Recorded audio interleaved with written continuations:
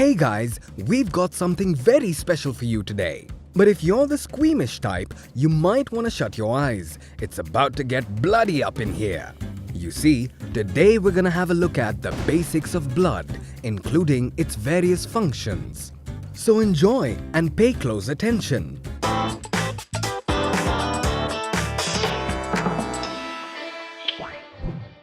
While it looks like it's all a single red liquid, blood is actually a mixture of all kinds of interesting things.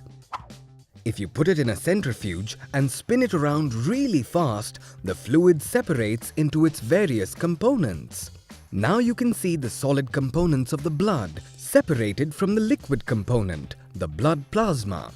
The portion of blood made up of solid components is about 42% and plasma makes up about 58%. Plasma is composed of about 90% water and the rest is mostly proteins. The proteins in plasma are there to do things like transport hormones or help with the body's immune defenses.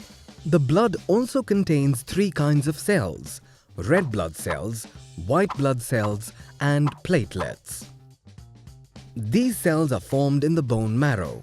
In technical terms, red blood cells are also known as erythrocytes. White blood cells are leukocytes and platelets are called thrombocytes. Thanks to an extensive network of blood vessels, the blood is able to reach every nook and cranny of the body. And keep in mind that the circulatory system is a closed system. I mean, that's what the whole circulatory part means. The heart pumps up to 15,000 liters of blood through the body's system of blood vessels each day. If the number 15,000 is too abstract, you can think of it this way. 15,000 liters corresponds to 10 or 11 full bathtubs, 1,500 mop buckets, 4,000 gallons of milk, or 60,000 cups of coffee, and so on. Blood does a lot of different things and it plays a role in pretty much every system in the body.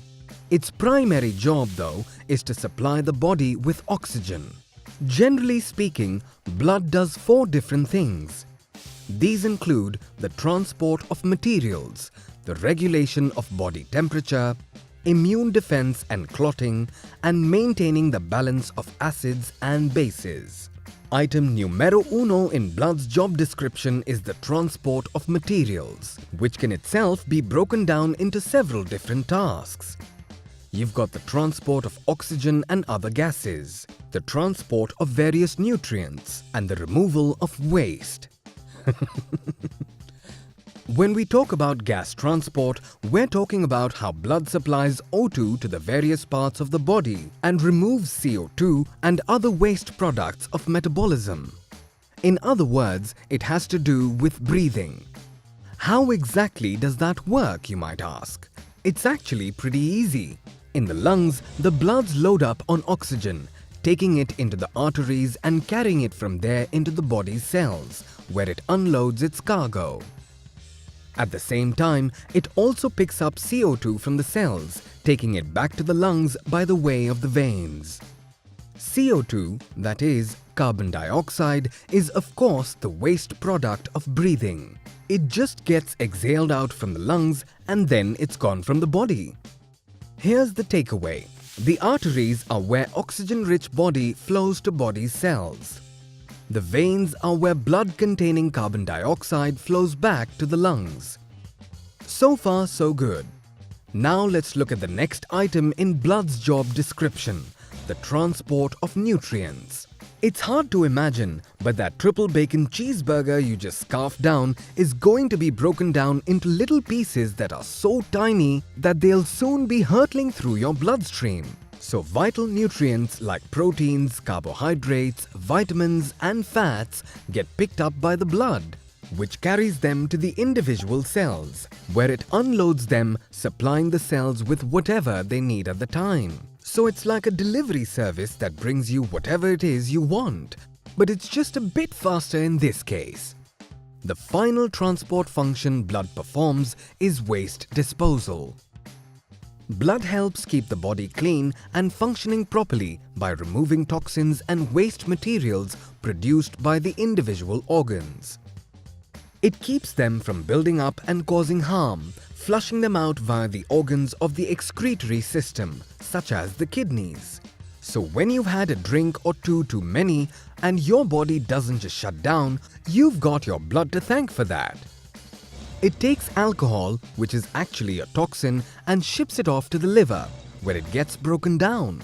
So the thing to remember here is that blood is a delivery service and a waste disposal service all in one. Another function of the blood is the regulation of body temperature, taking heat and spreading it evenly throughout the body. It has a high heat capacity that allows the body to maintain a constant temperature, keeping all the vital organs at something like 37 degrees Celsius.